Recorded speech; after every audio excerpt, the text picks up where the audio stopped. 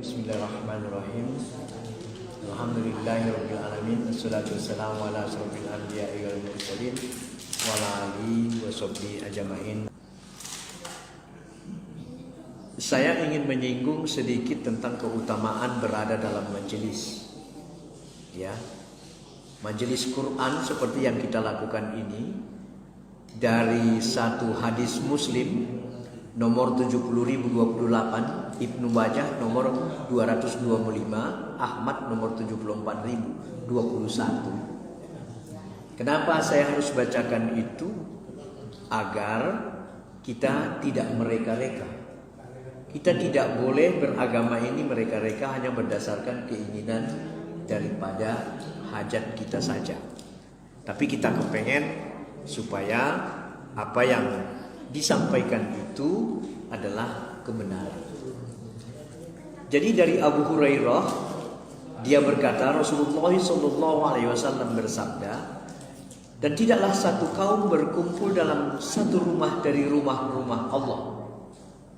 Mereka membaca kitabullah dan saling mempelajari di antara mereka, kecuali mereka akan memperoleh ketenangan, akan turun kepada mereka kasih sayang, akan menyelimuti mereka, malaikat akan menaungi mereka, dan Allah akan menyebutkan mereka di tengah makhluk yang ada di sisinya. Orang yang ke majelis itu akan mendapat ketenangan hatinya. Jasanya begitu. Ini hadis. Jadi hadis ini adalah dalil bagi kita dalam beragama, selain Al-Quran yang paling utama tentunya. Dan saya ingin menyampaikan juga di surat Al-Mujadalah ayat 11. Apa artinya? Hai orang-orang yang beriman. Yang beriman. Kalau beriman berarti kita. Bukan hai manusia. Ya. Kalau hanya manusia, seluruh manusia. Apabila dikatakan kepadamu, berlapang-lapanglah di majelis, maka lapanglah. Niscaya Allah akan memberi kelapangan untukmu. Maksud kelapangan itu bukan kelapangan kita saja, tapi kelapangan daripada jiwa dan hati kita. Kelapangan pemikiran kita. Kelapangan untuk menerima ilmu Allah itu. Ya. Berdirilah kamu, dan apabila dikatakan berdirilah kamu, maka berdirilah. Tegakkanlah. Itu maksudnya. Niscaya Allah akan meninggikan orang-orang yang beriman di antara kamu dan orang-orang yang diberi ilmu pengetahuan berapa derajat. Quran surat Mujadalah ayat 11. Dan Allah mengetahui apa yang kamu kerjakan. Jadi niat itu harus dibersihkan. Jangan pergi mencari ilmu hanya karena untuk mendapatkan apa? Biasanya mencari ilmu itu untuk mendapatkan ilmu tentunya. Tapi adakah orang yang mencari ilmu untuk mendapatkan supaya orang melihat aku berilmu? Itu ada juga kan? Dia datang kepada majelis, padahal bukan seperti itu harusnya. Jadi itulah yang paling Allah akan meninggikan orang-orang yang beriman di antaramu, orang yang diberi ilmu pengetahuan beberapa derajat. Jadi kebahagiaan hidup yang dikatakan oleh Allah itu tentu berbeda dengan kita. Tadi sudah disebutkan beberapa ayat dan hadisnya, satu ayat dan satu hadis yang mengatakan orang yang menuntut ilmu itu akan sangat bahagia sekali. Tentu berbeda di antara kita kebahagiaan. Ada orang yang harus memiliki harta yang banyak dulu baru dia bahagia. Ada orang yang merasa berkecukupan dengan apa saja yang diberikan oleh Allah kepadanya. Jadi syukur, ya, syukur dan sabar itulah menjadi satu hal yang sangat besar fadilahnya di sisi Allah. Ya. Kemudian At-Tin ayat 4, A'udzubillahi minasyaitonirrajim. Laqad khalaqnal insana fi ahsani taqwim. Artinya apa? Sesungguhnya kami telah menciptakan manusia dalam bentuk yang sebaik-baik. Jadi ini kaitannya dengan yang tadi di sini bahwa orang itu sudah membentuk oleh Allah dalam bentuk yang sebaik-baik. Tadi disebutkan kebahagiaan itu berbeda-beda. Tapi yang pasti Allah telah memberikan bentuk kepada kita yang sebaik-baik. Nah, nanti mungkin tinggal bagaimana tubuh, pikiran, otak, jiwa yang ada pada kita ini untuk kita aplikasikan atau kita terima dalam melaksanakan kehidupan sehari-hari. Itu tentu ada yang berbeda. Dan apakah menurut Allah atau tidak? Jika tidak menurut Allah, maka kita menjadi orang-orang yang merugi.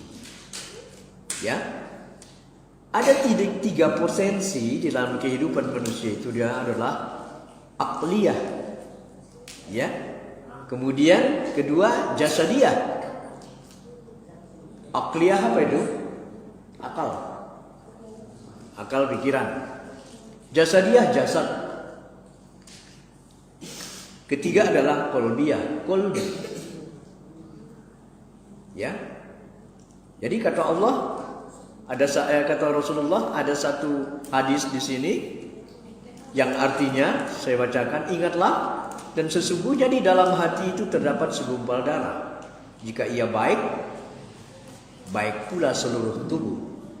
Dan bila ia rusak, rusak pula seluruh tubuh. Ketahuilah, ia itu adalah hati. Hadis ini diriwayatkan Imam Bukhari dan Imam Muslim.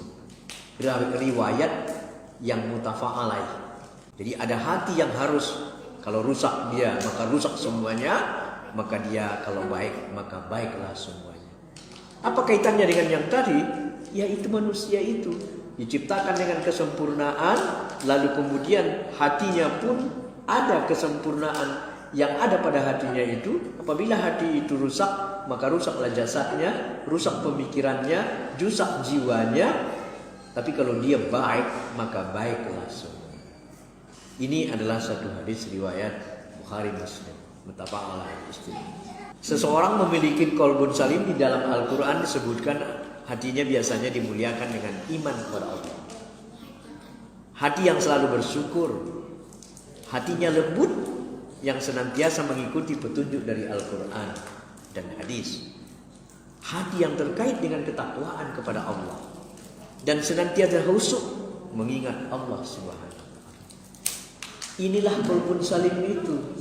Saya ulangi, qalbun salim itu hati yang baik, yang mulia itu hatinya selalu terus dimuliakan untuk beriman kepada Allah, yang selalu bersyukur, hatinya lembut, senantiasa mengikuti petunjuk Al-Quran dan hadis. Hati yang terkait dengan ketakwaan, selalu takwa, tidak mau menyimpang dari ajaran Allah, dan khusyuk mengingat Allah. Kita dari pagi sampai sore kan biasanya ada kehusuan tertentu karena jeda waktu dari bekerjaan. Tapi orang yang khusyuk hendaklah ia setiap saat, kata Allah di dalam surat yang lain, waktu kamu berdiri, duduk, berbaring, selalu ingat dengan Allah. Jadi waktu berdiri bekerja pun kita harus ingat dengan Allah. Tidak boleh tidak, kita harus ingat dengan Allah. Ya, jadi hati itu harus tunduk kepada kebenaran, condong kepada Rabb-Nya. Condong kepada Rabb-Nya, selalu condong kepada Rabb, kepada Tuhannya. Tidak condong kepada materi, ya. Lalu kemudian mendapatkan ketenangan hati, mencintai orang yang beriman. Di antara kita harus saling mencintai. Ini qalbun salim, ingat dengan kematian. Jadi itu saya sudah jelaskan tadi bagaimana sebenarnya hati yang bahagia itu. Tidak termasuk di situ hati yang tidak baik. Ya, di dalam Quran surat Al-Anfal ayat 2, hati yang dimuliakan dengan iman kepada Allah itu, a'udzubillahi minasyaitonirrajim, Innamal mu'minuna allazina iza zukirullah wajalat qulubuhum wa iza taliyun. Iman, sesungguhnya orang yang beriman adalah mereka yang apabila disebut nama Allah hatinya gemetar atau bergetar hatinya. Dan apabila dibacakan ayat-ayat Allah kepada mereka, Al-Quran, bertambah kuat imannya. Dan hanya kepada Tuhan mereka bertawakal. Jadi ada dua minimal. Apabila katanya itu yang dimuliakan oleh Allah itu bergetar hatinya. Bergetar itu bukan bergetar bukan begitu maksudnya. Bergetar itu langsung merasa bahwa Masya Allah ya, hatiku ini atau jiwaku ini apakah memang sudah bertaut dengan tali Allah. Langsung takut ya, takut ya akan dosa ya, itu yang bergetar. Dan apabila dibacakan ayat-ayatnya kepada mereka bertambah kuat imannya. Nah, ini yang dimuliakan oleh Allah ya, ini orang yang beriman. Jadi kalau kita dibacakan ayat Quran santai saja dan sudah dibacakan pula artinya, ini Quran surat An-Anfal ayat 2, kita tidak mau merasakan bahwa itu sesuatu hal yang berguna, maka itu adalah orang-orang yang biasanya hatinya membatu, kering, gak suka gitu loh. Baca Al-Quran orang dia gak suka gitu. Ya. Nah itu yang perlu harus kita hindari supaya hati kita ini menjadi hati yang tulus. Kemudian ada di ayat Al-Mulk ayat 12. A'udzubillahi minasyaitonirrajim. Bismillahirrahmanirrahim. Innal ladzina yahsawna rabbuhum bil ghaibi lahum maghfiratun wa ajrun kabir.